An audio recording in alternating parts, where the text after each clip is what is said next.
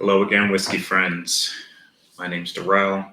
I just wanted to talk to you guys about a whiskey I just picked up not too long ago. Found it pretty interesting. It's a store pick out of Whisky Mentors actually Canterbury Liquors. If you guys are familiar with that, that's Irene Tan's store in Connecticut. It is Starward. It's an Australian single malt. And I think this is actually a pretty good slept on bottle. So stay tuned. I'm gonna do a quick review on it. I kind of dived into it a little bit ago, probably one or two times to kind of get a good feel of it, but wanted to do this with you guys to give you my honest opinion, see if you think it's worth picking up. So stay tuned. About to kick the show off, all right?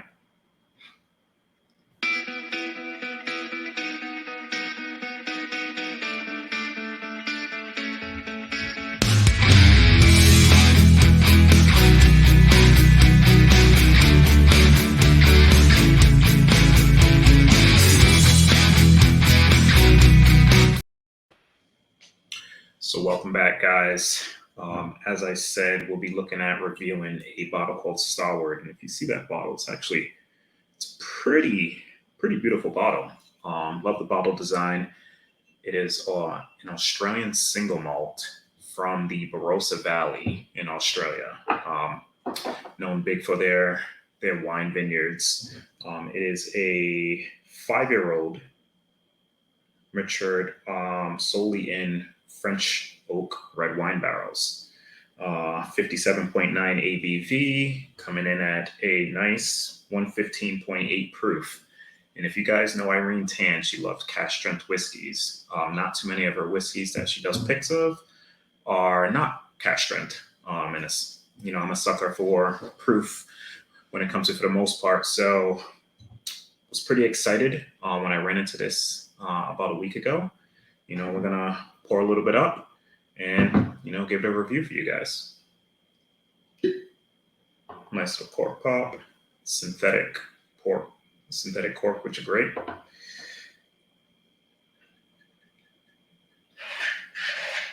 Give that a decent size pour. As you can see, that color, that red wine really picks up on that whiskey. It's really dark for 5 years old, which the camera's picking it up pretty well. But yeah, we'll dive in. We'll see impressions on the nose. Then we'll give you my thoughts on how the palate comes across. All right. Cheers, whiskey friends.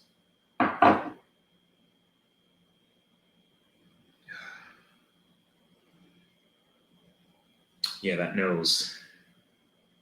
Yeah, I'm a sucker for finished whiskey, and it's not lacking whatsoever on this. You definitely get, and I kind of get more berry versus grape.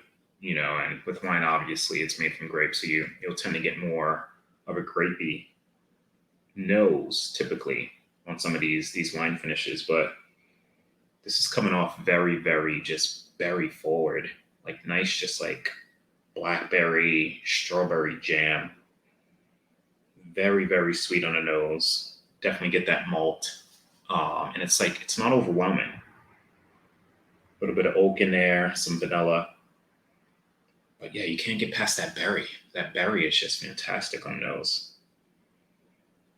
Oh man. This makes me just want to dive in. Cheers, guys. I'm going to give it a taste.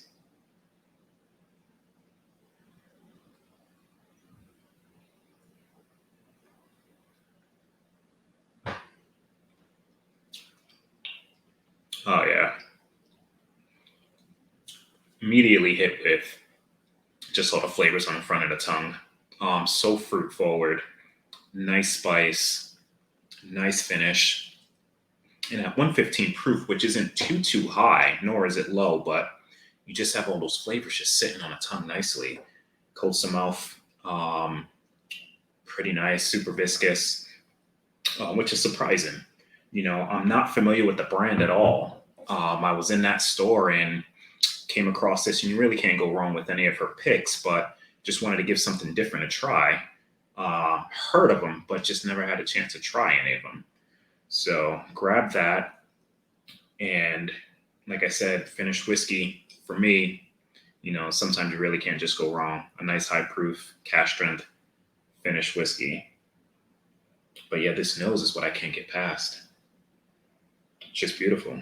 The wine's just present, but like I said, more so berry versus actual like grapey wine, which doesn't bother me whatsoever. Gonna go in for another sip.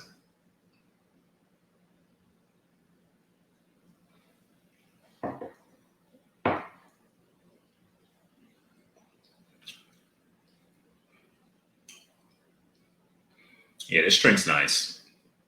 It's not overpowering. I think that proof point is actually pretty perfect. If this was maybe any higher proof, it might have take away from some of the flavors that you're pulling off of this. But the fruity jamminess on this is just great. Um, I wouldn't say it's like an everyday sipper because that proof is a little bit up there. But I can just sit there and just nose this glass. It just makes you want to keep diving back into it. You nose it, it smells so good, you want to take a sip. After that sip, it tastes so good, you want to go back to nosing it.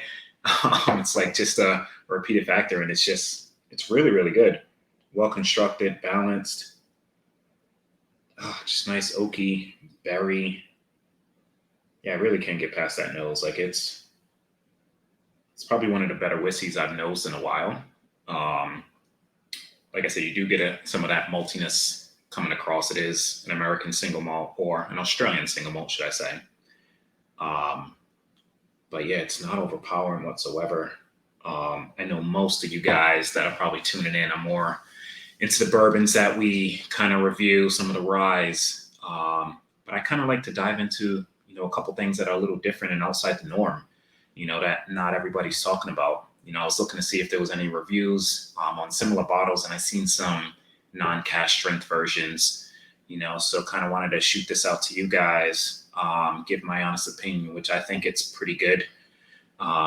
Did a reviewed it actually on our spreadsheet that kind of breaks down the nose, the palate, the value, and all that good stuff. This bottle was $69.99. It's a 5-year old, so right around that 10-year marker, a little over. But it is a store pick, so that does present a little bit more of a premium to it. And it's Irene Tan's pick, and if anybody knows her picks are usually just ridiculous. Really can't go wrong with anything that comes out of comes out of that store and that she tags her name on. So $69.99 for this bottle, I think it's just a no-brainer. I grabbed one. I grabbed a couple actually for some friends. So I'm curious to see what their thoughts are once they dive into it. But I'm just going to go into one more sip, guys, before we end this and just talk about, what it ranked and all that good stuff.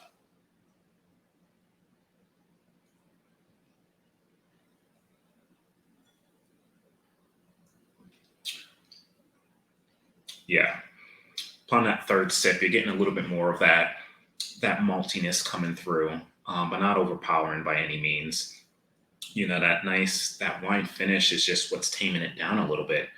And just provides just a nice balanced feel overall to this whiskey. I'm kind of curious to see if she does any more picks, if there's any different barrels or wine finishes that Starward's going to put out. But I'll definitely be on the lookout.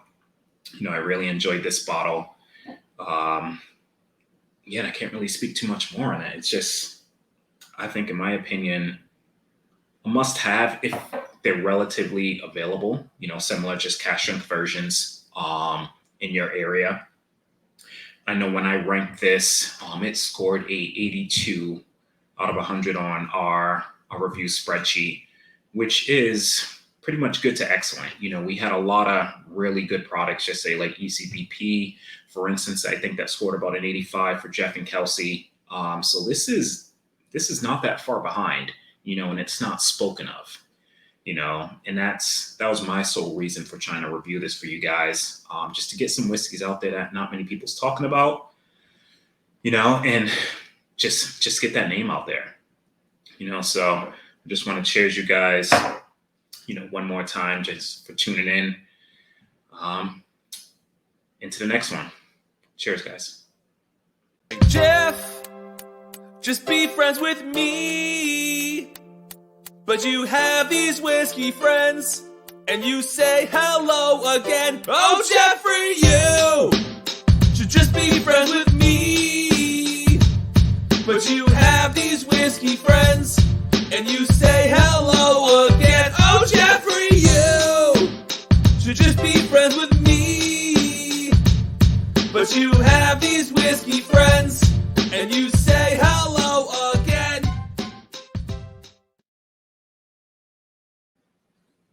Cheers, guys.